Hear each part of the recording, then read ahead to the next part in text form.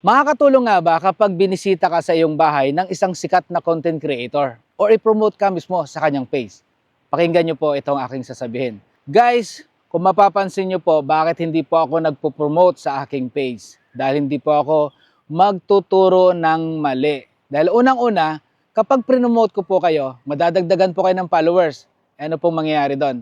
Sa tingin nyo po, papanoorin po kaya nila ang inyong content? Kung pangit po, hindi po.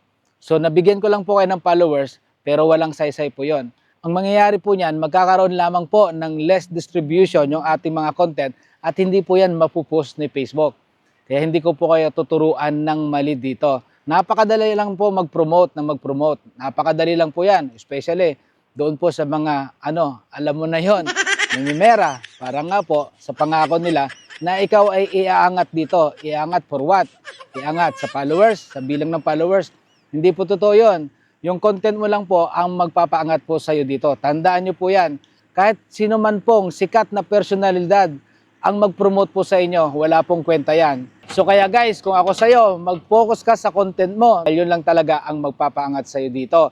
Sa politika lang po nangyayari yan na pwede kang umangat dahil kapag ikaw ay sip-sip doon sa mga sikat, pwede kang manalo. Katulad po ng ginawa ng iba na kahit wala silang alam, nasa posisyon na ngayon.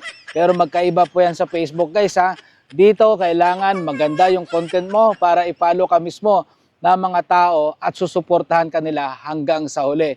So sana po nakatulong. Don't forget to share this information at balik po kayo dito bukas. Dahil dito kay Notnot Palaboy, may natutunan ka na, tinamaan ka pa, pero nakabungis-ngis ka naman. Bye!